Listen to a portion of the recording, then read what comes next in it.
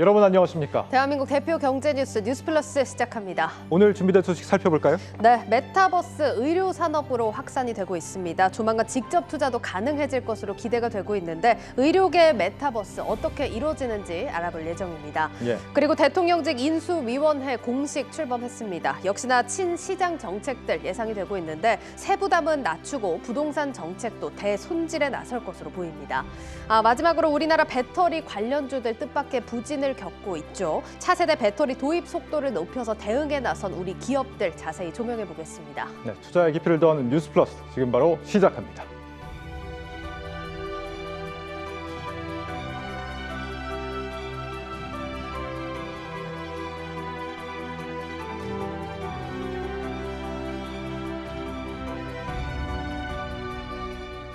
네, 증시 프리즘 지수희 기자와 함께합니다. 지 기자, 오늘 코스피 3거래일 연속 상승에 성공했네요. 네, 그렇습니다. 오늘 코스피 사실 근데 장중 내내 2,700선을 오르내리기는 했습니다. 예. 약보합으로 시작한 코스피는 빠르게 상승 전환했지만 장중 내내 방향을 잡지 못하는 모습이었는데요. 다행히 장 막판 소폭 상승세로 마감을 하면서 9거래일 만에 2,700선을 회복했습니다. 오늘 코스피는 어제보다 12.51포인트 0.46% 오른 2,707.02에 마감을 했습니다. 코스닥도 오전 한때 하락 전환하기는 했지만 오후부터는 빨간불을 내내 켰는데요. 코스닥 역시 3일 연속 상승하면서 오늘 8.83%포인트 0.97% 오른 922.96에 마감을 했습니다. 네, 오늘장 특징들 어떤 걸 꼽아볼 수 있을까요? 네, 오늘 첫 번째 특징은요. 러시아 디폴트 모면 안도한 증시라고 꼽을 수 있겠습니다. 예. 오늘 새벽 러시아가 다행히 1차 디폴트 위기를 모면했다는 소식이 전해졌습니다. 외신에 따르면 미국 은행들이 러시아가 지급한 국채 이자를 받았다고 보도를 했는데요. 연준이 금리 인상을 했지만 불확실성이 사라진 데다가 러시아 디폴트 우려까지 완화되면서 뉴욕 증시는 3개월 연속 상승을 했습니다. 이렇게 뉴욕 증시가 견고했던 탓에 우리 시장도 3거래일 연속 상승으로 마감할 수 있었습니다. 그리고 오늘장 두 번째 특징 살펴보겠습니다. 오늘장 두 번째 특징은 하루 만에 돌아선 외국인입니다. 예. 어제 코스피 시장에서 외국인이 6천억 원을 사들였습니다. 그러면서 코스피로 외국인이 돌아온 게 아니냐 하는 기대감이 있었는데 오늘 외국인은 하루 만에 코스피 시장에서 800억 원을 순매도했습니다. 3월 들어 원달러 환율이 내내 1,200원 위에서 움직이면서 외국인은 이달 들어 4조 3천억 원을 팔았는데요. 이달 외국인이 순매수한 날은 어제를 포함해서 단 이틀밖에 안 됩니다. 이 외국인 수급 전환이 우리 시장 상승 모멘텀에 영향을 미치는 만큼 아쉬운 하루였습니다. 반면 개인들은 오늘도 2천억 원을 사들였습니다. 이달 들여 개인들은 오늘까지 4조 3천억 원을 순매수한 것으로 집계됐습니다. 이 러시아 디폴트는 면했지만 우리 우크라이나와의 평화 협상이 좀 지지부진해지다 보니까 아무래도 일부 외국인들의 이탈이 있었던 걸로 보입니다. 오늘장 특징주도 한번 살펴볼까요? 네, 오늘 장에서는 대기업이 중고차 시장에 진출할 수 있게 되면서 관련주들이 상승폭을 키웠습니다. 예. 현대차그룹 사내 벤처이면서 자동차 소모품을 하는 오토에는 오늘 상한가로 마감을 했습니다. 전날보다 4,350원 오른 18,850원의 장을 마쳤습니다. 온라인 중고차 플랫폼인 K카는 4%, 롯데렌탈도 8% 상승 마감했고요. 일부 중고차 경매업을 하고 있는 현대차 계열사 현대글로비스도 6% 상승으로 마감을 했습니다.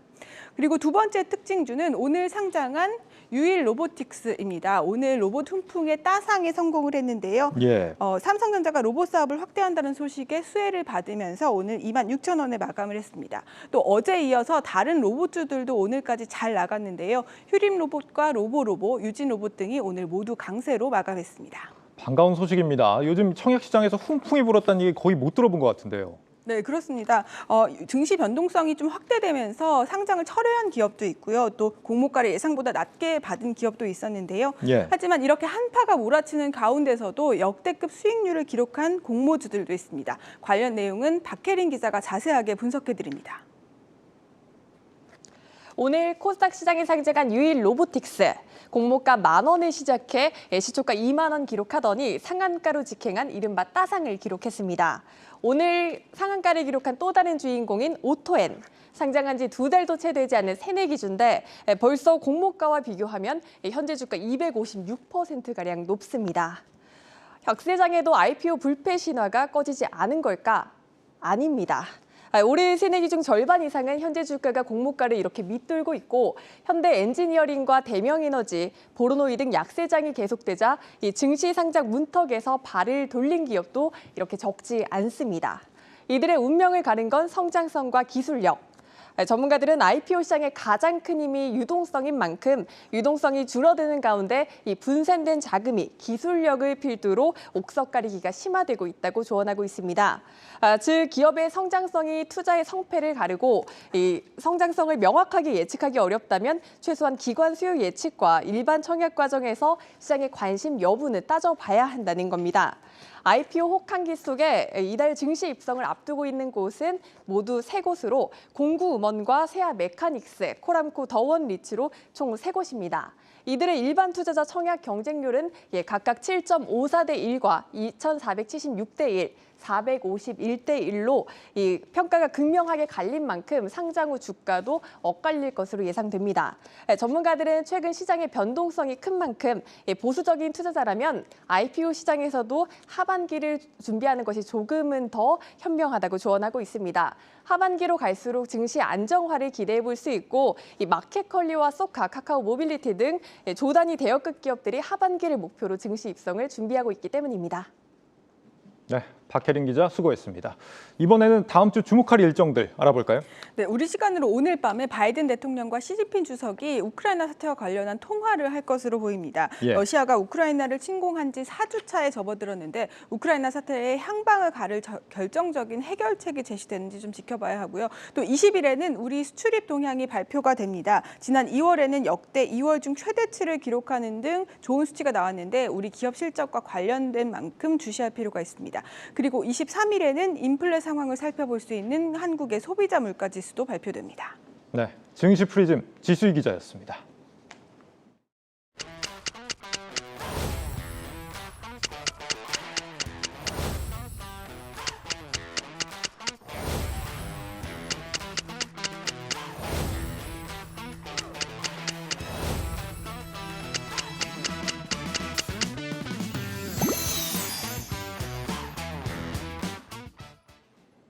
미래 산업에서 가장 뜨거운 키워드 중 하나인 메타버스.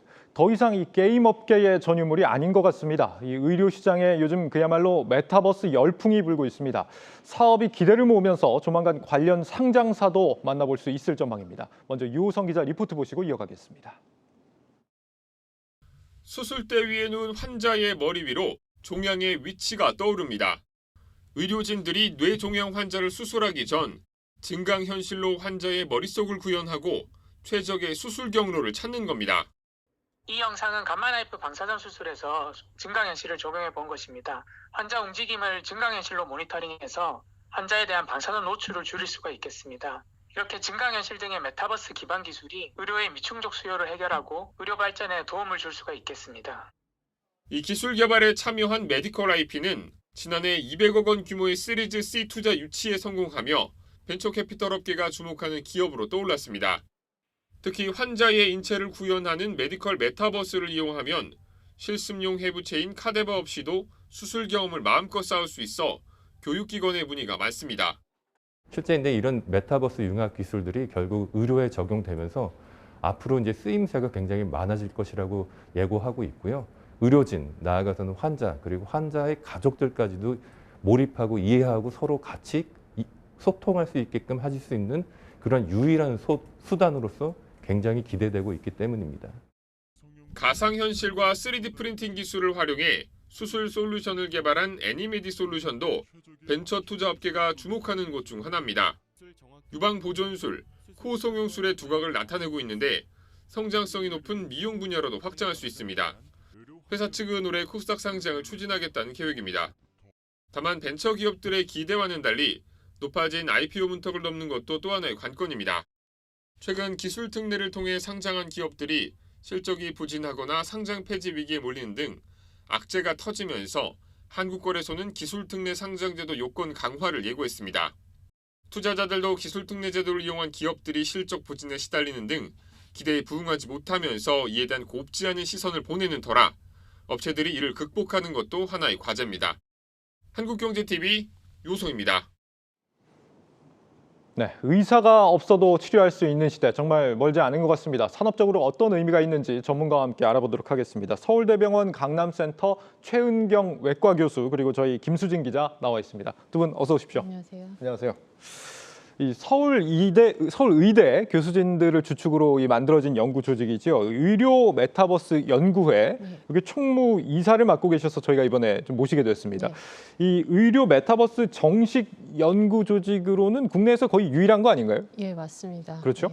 네. 들어보니까 의료 메타버스 분야는 미국에서도 아직 뭐 그렇게까지 많이 발달하진 않았다 이런 얘기도 하던데 김 기자, 의료 메타버스 아직 좀 개념이 이렇게 와닿지는 않는 것 같습니다. 어떤 개념입니까, 정확히? 네, 아무래도 좀 생소하게 느끼는 분들이 많으신데요. 정확하게는 가상현실, 증강현실, 라이프로깅, 거울세계 이 네 가지를 뜻합니다. 예. 의료 메타버스라고 하면 이 네 가지를 의료에 적용한다고 생각하시면 되는데요. 아무래도 최은경 교수님께서 좀 더 관련돼서 자세하게 설명해 주실 수 있으실 것 같습니다. 예, 설명해 주신다면요? 사실 아직까지 의료 메타버스의 정의가 확립된 것이 아니기 때문에 그거를 정착하기 위해서 저희 연구회가 사실 설립된 것입니다. 근데 그래도 좀 이해하기 쉽게 하자면 의료 메타버스는 의료 영역의 메타버스 기술을 모두 접목을 하자고 하는 것인데 예. 이러한 의료의 영역이 굉장히 넓습니다. 그래서 메타버스의 적용에 그런 잠재력이 큰 것인데요. 의료 메타버스는 그 대상이 건강한 정상인으로부터 굉장히 중한 질병을 앓고 계신 환자 모두를 대상으로 할 수 있고 예. 또 그러한 이제 목적 자체는 건강을 증진하고 질병을 예방하고 치료하는 것을 목적으로 합니다.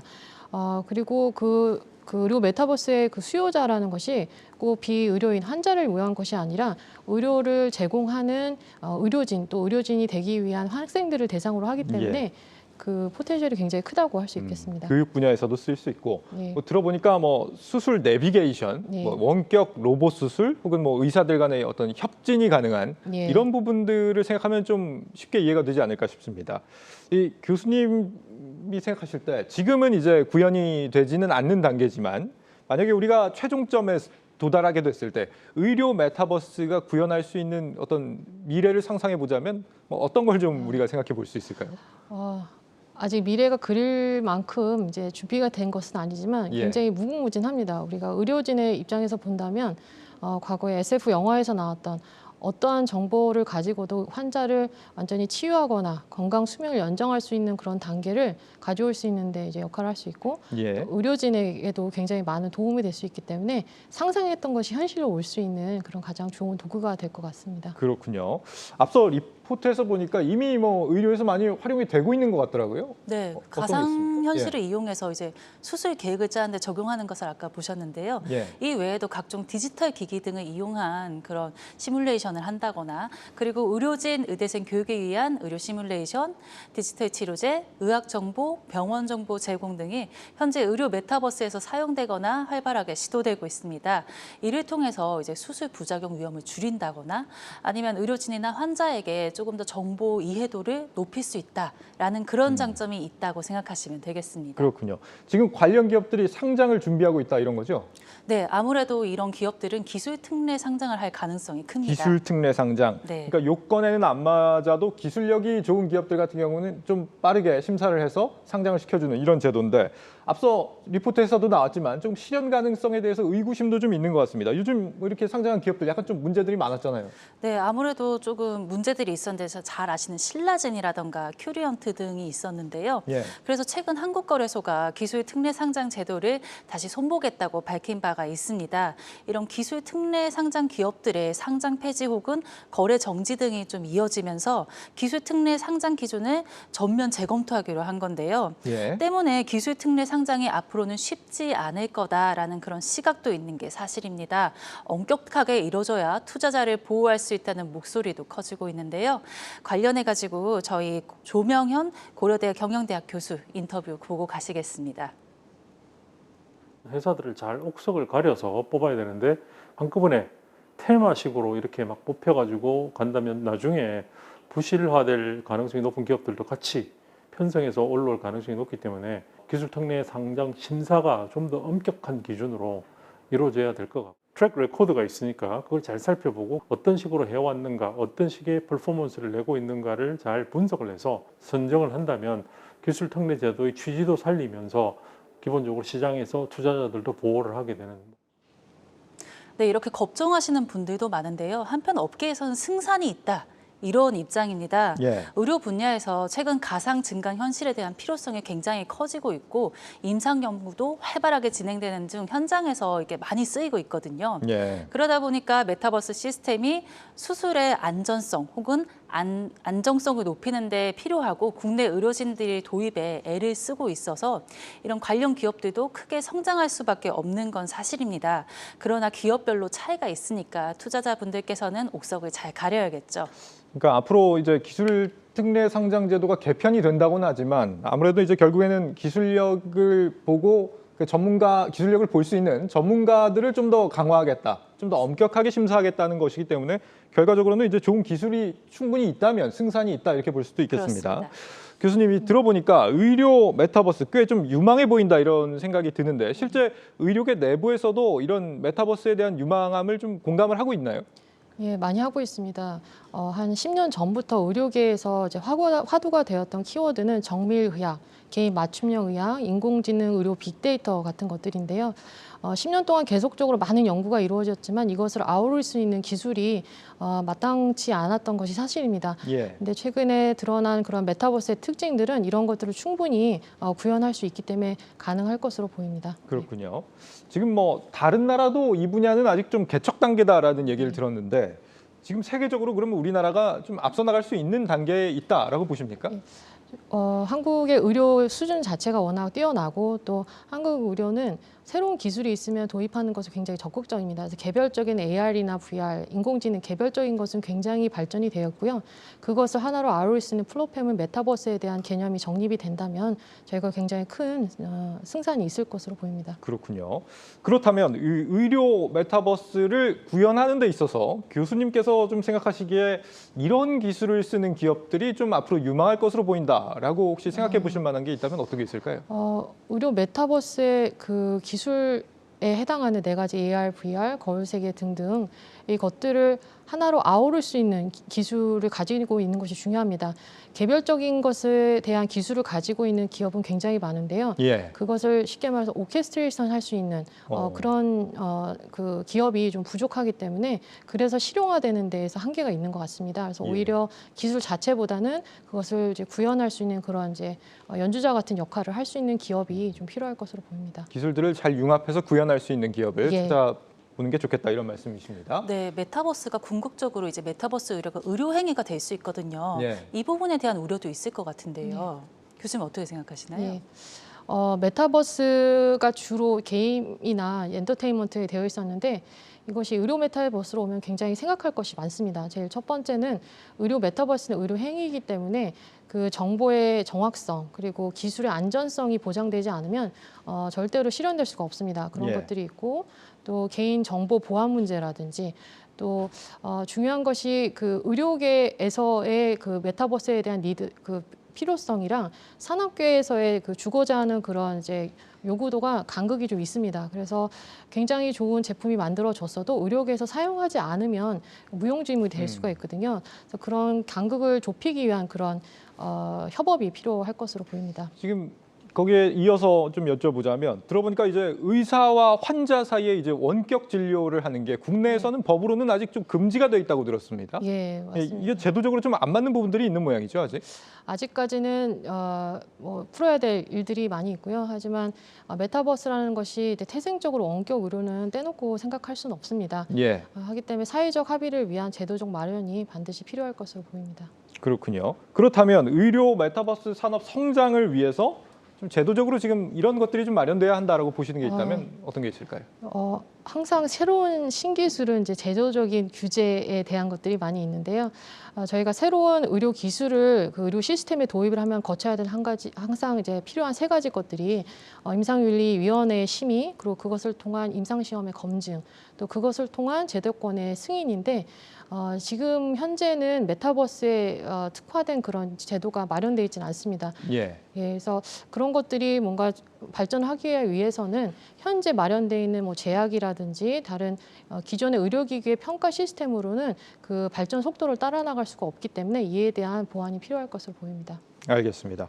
오늘 여기까지 듣도록 하고 우리 오늘 분석 김수진 기자 유튜브 제목과 해시태그를 뽑자면 어떻게 뽑아볼까요? 네, 제목 의료 메타버스 시장은 성장, 투자는 취사 선택 이렇게 잡아봤고요. 예. 해시태그는 의료 메타버스 제도 확립 없이는 갈팡질팡 이렇게 잡아봤습니다. 알겠습니다. 서울대병원 강남센터 최은경 교수 그리고 김수진 기자와 함께했습니다. 두 분 말씀 잘 들었습니다. 감사합니다.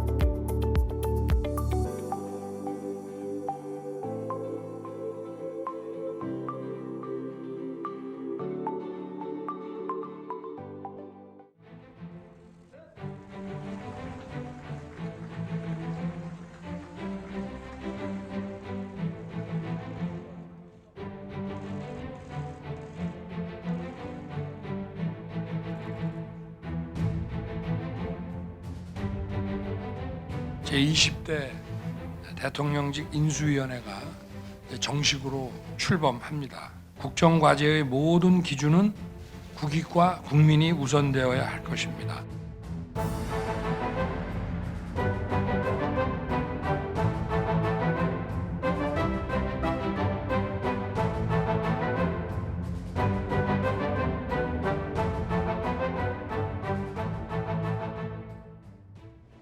네, 오늘 대통령직 인수위원회가 출범했습니다. 오늘은 인수위를 통해서 윤석열 정부의 경제 정책 그 방향에 대해서 한번 짚어보겠습니다. 정치경제부 문성필 기자 나와 있습니다.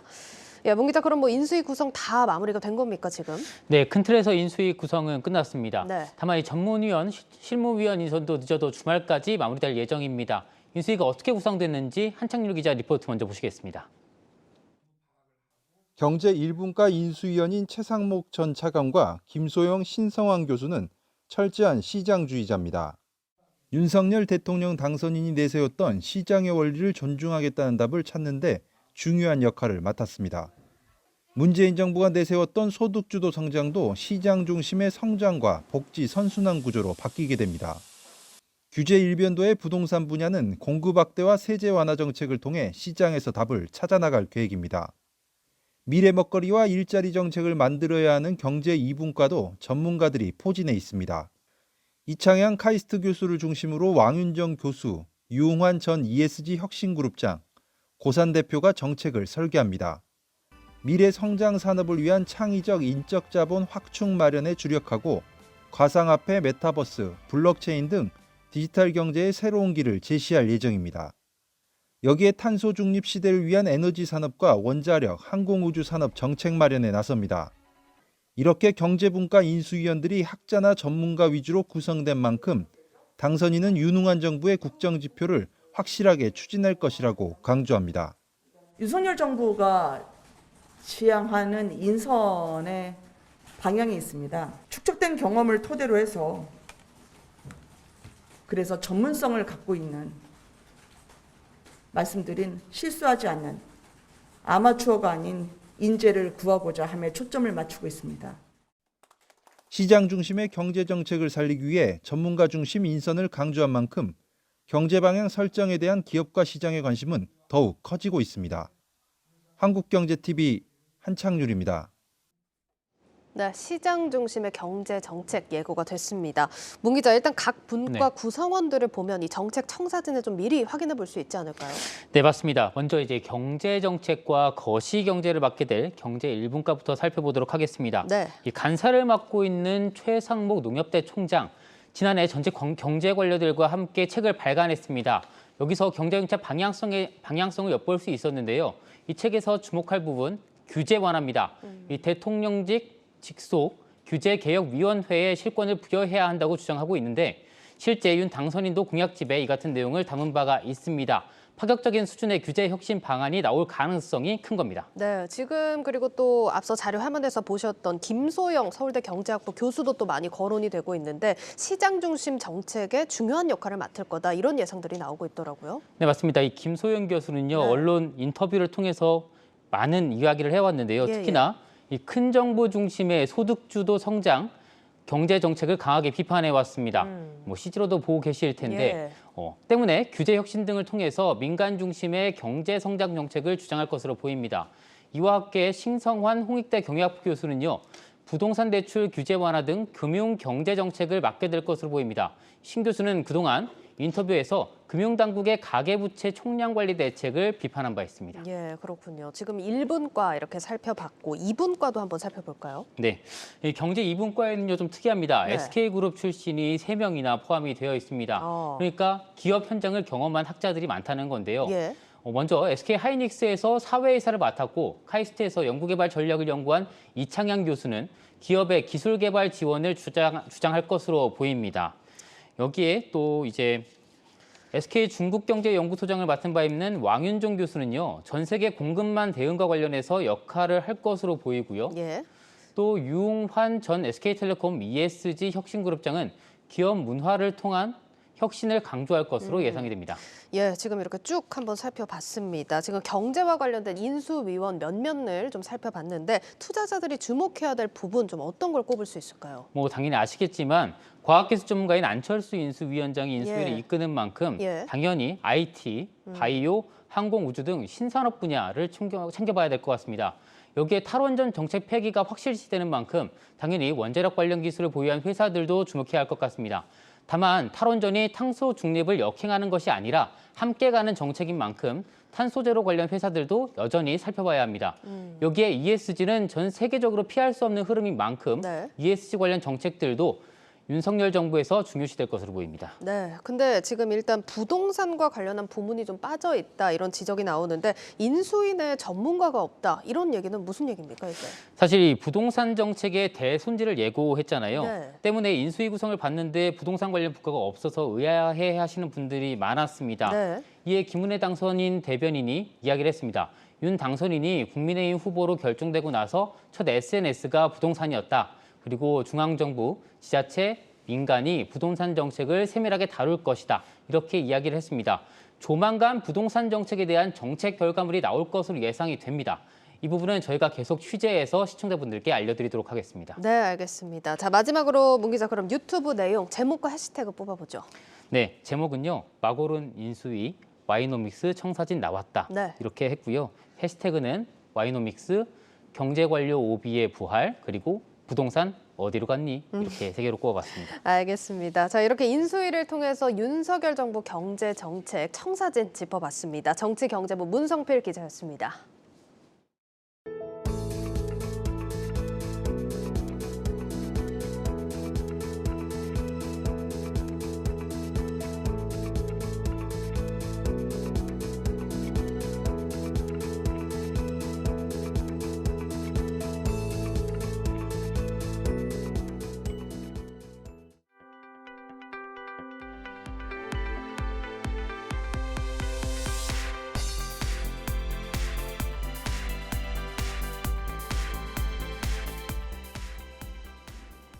네, 미래 먹거리로 꼽히는 우리 K 배터리 산업. 하지만 주가를 보면 몇 달째 내리막길을 걷고 있는 상황입니다.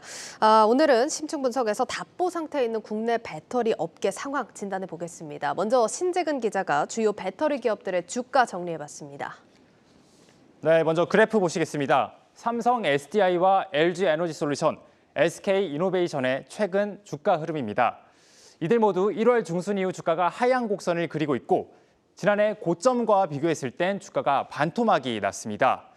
이들 3사의 배터리 소재를 납품하는 회사들의 주가 흐름도 비슷한데요. 포스코 케미칼과 다음 그래프 보시겠습니다. 포스코 케미칼과 SK IT 테크놀로지 등 이런 배터리 소재 기업들도 적게는 30%에서 많게는 50% 넘게 주가가 조정을 받았습니다. 주가가 조정을 받은 이유로는 크게 세 가지를 꼽을 수 있는데요. 차량용 반도체 부족으로 차량 생산이 차질을 빚자 배터리 수요 역시 줄어들었고, 중국이 LFP 배터리를 앞세워 시장 점유율을 확대한 영향이라는 건데요. 또 우크라이나 사태로 배터리 양극재 제조 원가의 40%를 차지하는 니켈 가격이 크게 오르면서 원재료 가격 부담이 늘었습니다. 니켈 가격이 불과 한 달 만에 3배 가까이 오르면서 올해 배터리 회사 실적이 예상보다 부진한 것이라는 우려가 나오고 있는데요. 실제 삼성 SDI는 석 달 전보다 연간 영업이익 추정치가 8% 줄어들었고, LG 에너지 솔루션은 2% 떨어졌습니다. 이런 우려에도 불구하고 증권가에선 배터리 관련주 주가가 단기적으로 반등할 가능성이 높다고 보고 있습니다. 주가가 조정을 받으면서 밸류에이션 부담이 완화됐다는 이유에서인데요. 또한 배터리 회사들이 원재료 가격 상승에 따른 부담을 납품 가격을 올리는 방식으로 상쇄할 가능성이 크다는 점도 주가 반등 모멘텀이 될 수 있다고 말합니다. 반면 단기간에 빠른 주가 회복을 기대하긴 어렵다는 지적도 나오는데요. 주가 반등을 위해 필요한 요인 중 해결된 것들이 아직 하나도 없기 때문입니다. 우크라이나 정세 안정, 반도체 수급난 해소가 우선 해결돼야 할 과제로 꼽힙니다. 여기에 국내 배터리 업체의 공급 비중이 높은 미국이 이른바 전기차 부흥 정책을 연내 밝힐지도 관심사입니다.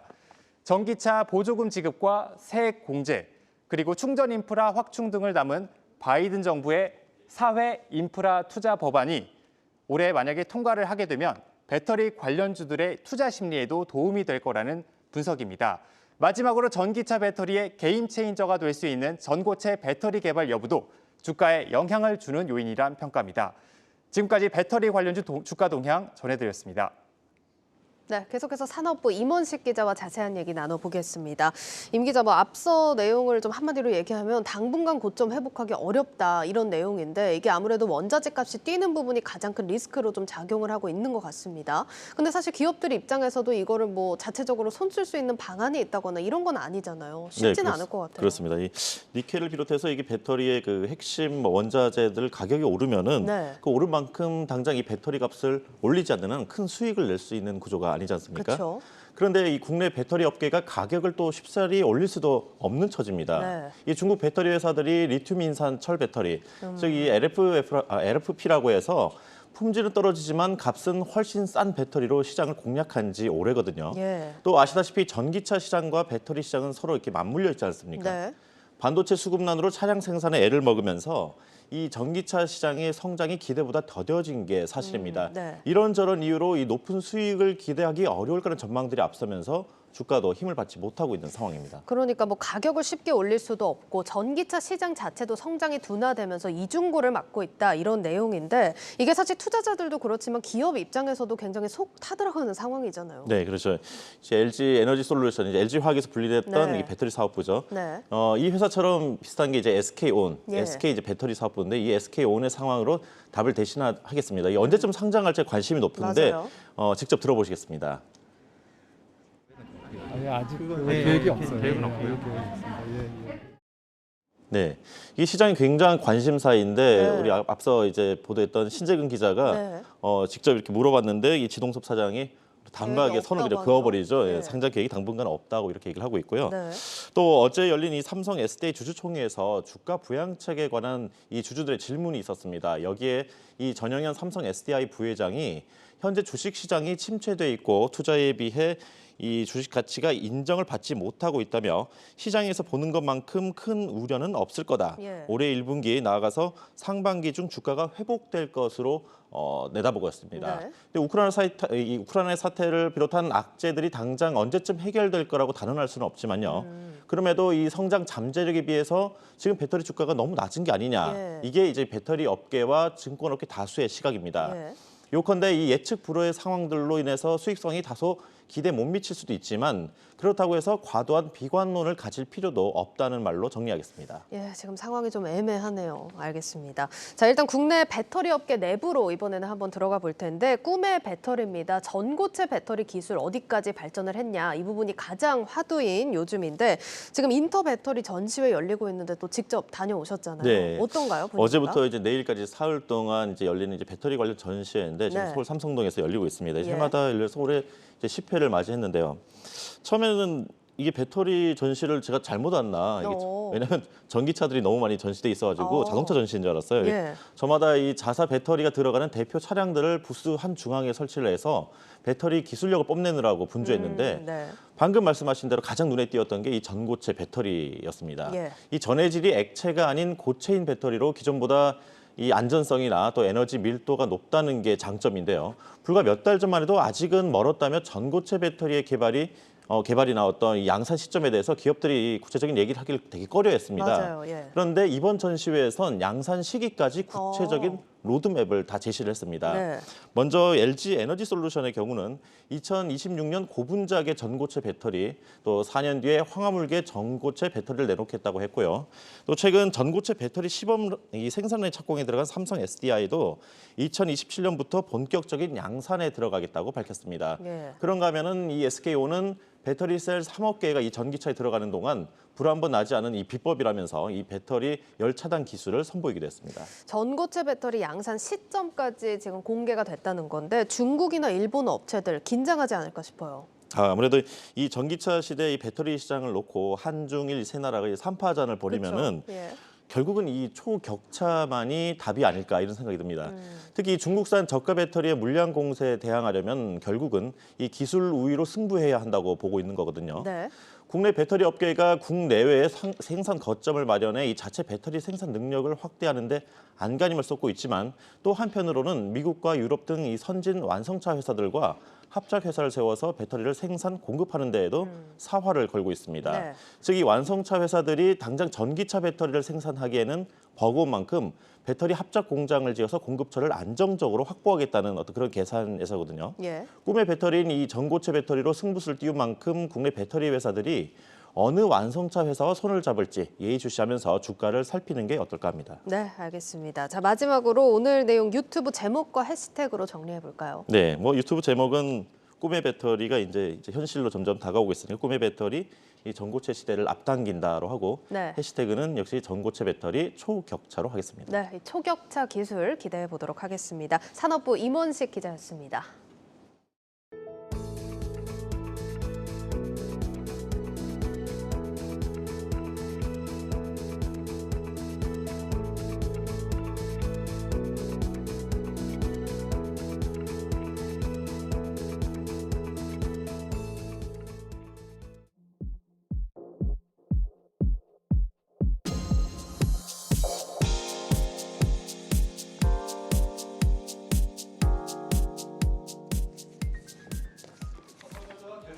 A 시리즈 신제품을 내놨습니다. 경쟁사 애플의 강력한 신제품에 대응하기 위해서인데 최근 GOS 논란으로 성난 소비자들 마음을 돌릴 수 있을지 주목됩니다. 방서우 기자입니다. Connect with the world around you and take creative strides. Let's check it out.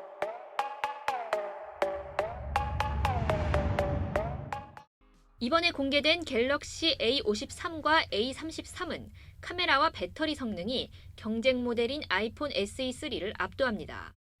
후면에 카메라 하나만 부착한 아이폰 SE3와 달리 4개의 카메라를 달았고 AI 기술을 적용해 야간 촬영과 인물 촬영에 강합니다.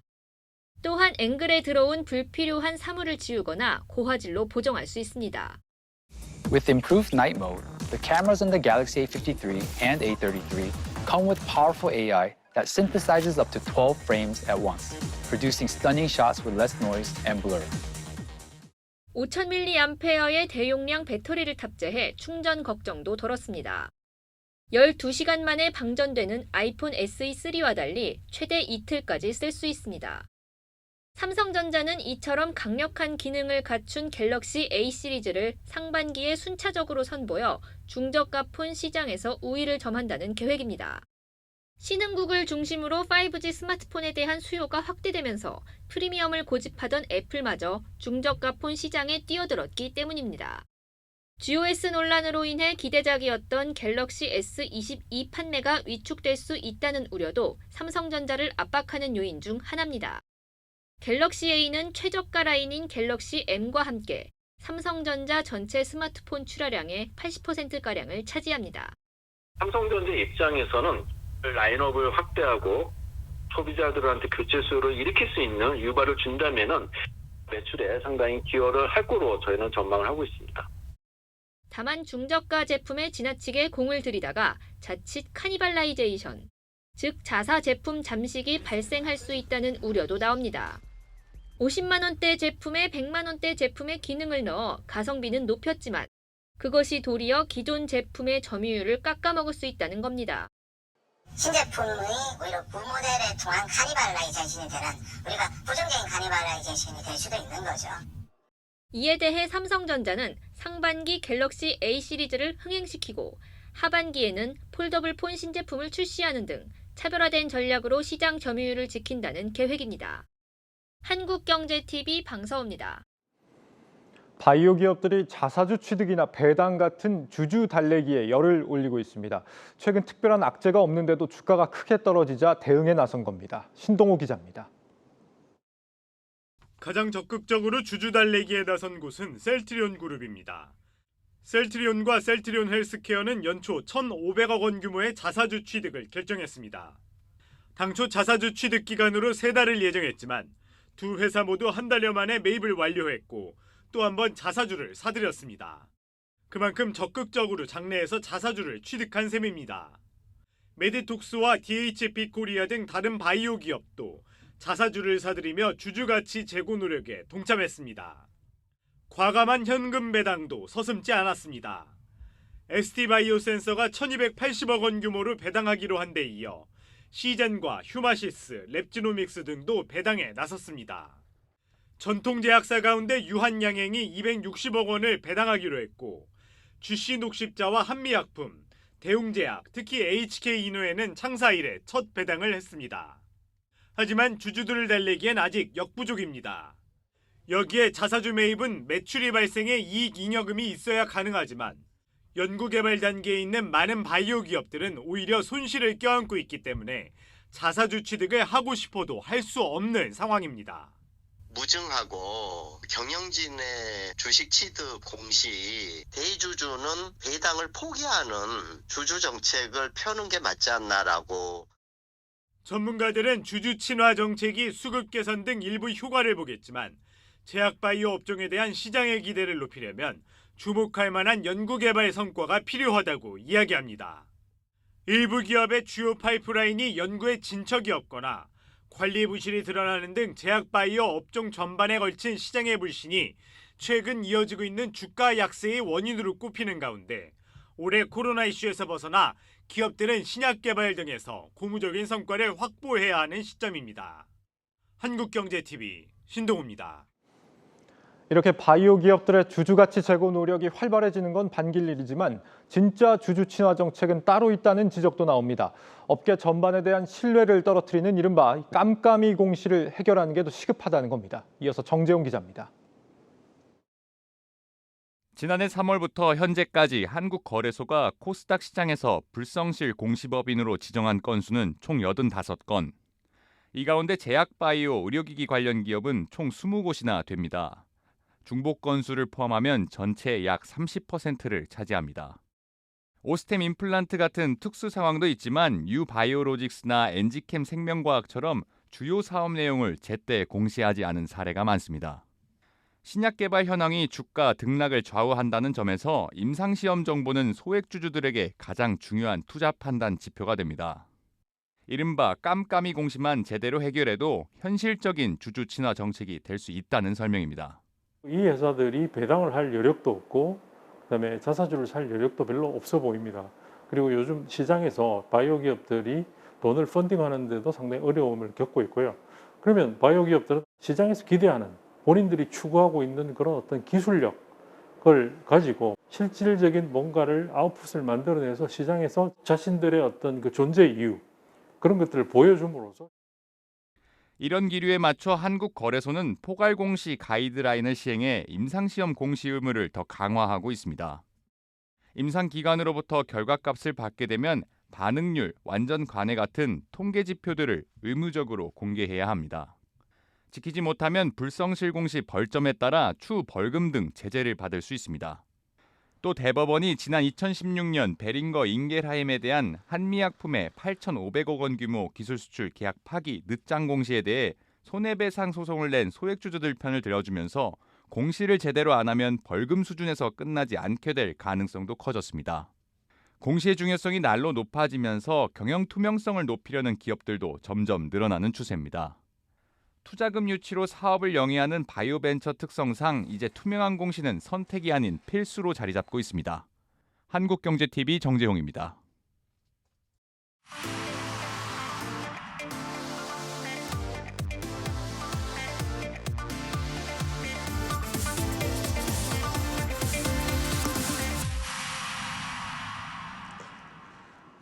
네, 고 웨스트 시간 시작하도록 하겠습니다. 금요일 이지호 기자 나와 있습니다. 이 기자 오늘 키워드 바로 한번 보죠. 네. 네, 오늘 키워드 옷게임 뜨면 뭐 하나인데 오징어 게임 말하는 거죠? 네, 맞습니다. 오징어 게임 혹시 보신 적 있으십니까? 봤죠. 다 네. 봤죠. 그렇죠. 네. 우리나라에서 만든 넷플릭스 드라마 오징어 게임 얘긴데요. 네. 오징어 게임은 넷플릭스 TV 프로그램 부분에서 46일간 전 세계 1위를 기록하면서 넷플릭스의 컨텐츠 흥행 역사를 새롭게 썼다는 평가를 받고 있죠. 특히 지난 한 해 넷플릭스의 신규 가입자가 1,818만 명이 늘었는데 네. 이 가운데 오징어 게임이 대흥행한 4분기에만 828만 명이 추가됐습니다. 하지만 오징어 게임이 약발이 그리 오래 가지는 못하는 모습이어서 키워드를 좀 이렇게 잡아봤습니다. 뭐 어떤 이유로 살펴볼 수 있을까요? 대표적인 근거는 주가라고 볼 수가 있습니다. 네. 지난해 11월 700달러를 넘보던 넷플릭스 주가는 지난 1월 실적 발표를 전후에 곤두박질 치면서 현재 주가는 반토막이 난 상황인데요. 그렇네요. 지난해 4분기 가입자 증가치가 월가 추정치나 지난해 같은 기간에 비해 적었던 데다 올해 1분기 신규 가입자가 250만 명에 그칠 것이라는 전망도 주가 낙폭을 좀 키웠습니다.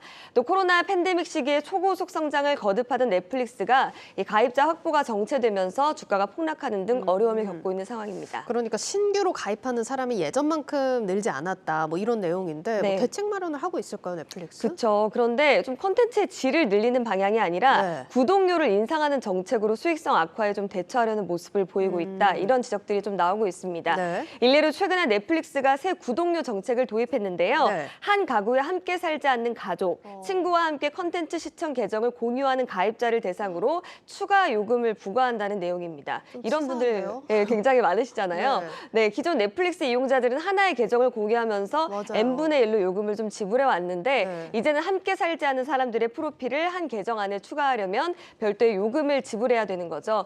이 요금제는 칠레, 페루, 코스타리카에서 우선적으로 적용이 되고 이후 넷플릭스는 다른 나라로 확대한다는 계획을 갖고 있습니다. 근데 뭐 이것뿐만이 아니라 사실 넷플릭스가 서비스 요금 자체도 좀 인상을 했고 한국도 적용이 되지 않았나요? 네, 맞습니다. 역시 넷플릭스 이용자여서 잘 아시는 것 맞아요. 같은데요. 네. 일단 최대 시장인 미국에서 월 구독료를 최근에 또 올렸죠. 네. 월 구독료 2명이 동시에 이용할 수 있는 스탠다드 요금제를 기준으로 봤을 때 미국은 이전보다 1.5달러 오른 15.49달러를 내야 되는데요. 넷플릭스 서비스가 시작한 이후 장기간 7.99달러였던 이 요금제는 2016년 5월부터 1년여마다 계속해서 1, 2달러씩 증가하고 있습니다. 네. 또 국내 넷플릭스도 말씀하신 것처럼 지난해 11월 기습적으로 가격 인상을 발표했는데요. 인상 대상은 베이직을 제외한 스탠다드가 12.5% 오른 13,500원, 프리미엄 요금제가 17.2% 오른 17,000원에 책정됐습니다. 뭐 이렇게만 듣는데도 사실 저도 소비자인 만큼 지금 뭐 대체제도 너무 많고 이탈하는 사람도 많을 것 같은데요. 네, 맞습니다. 그래서 저만 해도 사실 끊어야 될지 말아야 될지 굉장히 그러니까요. 고민하고 있는 네. 상황인데 실제로 이와 관련한 분석이 좀 있었습니다. KB증권은 지난 2019년에 44%에 달했던 미국 내 넷플릭스 점유율이 2020년 36%, 2021년 31%로 하락한 데 이어서 올해 28%까지 떨어질 것으로 예상하기도 했습니다. 네. 여기에 말씀하신 것처럼 애플과 디즈니 등 다른 동영상 스트리밍 플랫폼과의 경쟁도 치열한 상황이죠. 하지만 아직까지 한국에서는 넷플릭스가 승승장구하는 모습인데요. YG앱에 따르면 지난 1월 국내 이용자들은 넷플릭스에서 826억 원을 결제한 것으로 나타났는데 이게 전년 동월 672억 원 대비 23%나 늘어난 사상 최대 금액입니다. 뭐 한국 얘기하니까 떠오르는 게 한국에서도 넷플릭스가 이제 망 사용료 못 내겠다 이러면서 좀 잡음이 있었잖아요. 네, 맞습니다. 망 이용료를 놓고 최근에 넷플릭스와 SK 브로드밴드 간의 어떤 법적 공방전이 2차전에 돌입을 했는데요. 네. 일단 넷플릭스는 망 이용료에 대해서 못 내겠다. 그리고 SK 브로드밴드는 내야 한다 이렇게 주장을 하고 있는 상황인데요. 망 이용료는 넷플릭스 같은 컨텐츠 제공 사업자가 통신 사업자의 인터넷망을 이용한 대가로 지불하는 요금을 뜻합니다. 국내 기업인 네이버와 카카오는 연간 망 사용료로 각각 700억 원과 300억 원을 지출하고 있는 것으로 알려졌는데 이 문제는 넷플릭스 같은 해외 기업은 갈수록 이제 트래픽이 증가하고 있음에도 불구하고 이를 제재할 수 있는 규정이 뚜렷하지 않다 보니까 미비한 부분이 있다 이렇게 분석이 되고 있습니다. 네, 오늘 여기까지 듣도록 하겠습니다. 이 넷플릭스의 부진 좀 이유가 있어 보이는데 돌파구를 마련할 필요는 있어 보입니다. 지금까지 이지우 기자였습니다.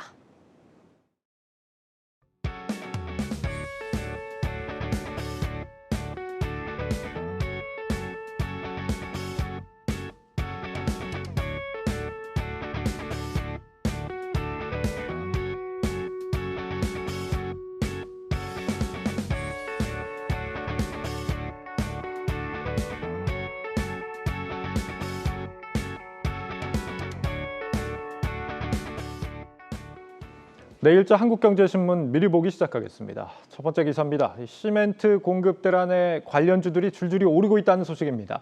시멘트 공급 대란이 한 달 넘게 이어지면서 건설업체들의 재고는 1.5일치에 불과한 상황이라고 하는데 이렇다 보니 고려시멘트와 한일시멘트 같은 시멘트주들의 주가가 오늘 대부분 상승했습니다. 원자재값 상승 탓에 이 마진 압박을 우려하는 목소리도 있지만 시멘트 업계는 이미 지난 1월 고시 가격을 18% 높인다고 통보한 상태여서 판가 이전이 비교적 쉬울 것이라는 분석이 나오고 있습니다. 네, 이어서 두 번째 기사 확인해 보겠습니다.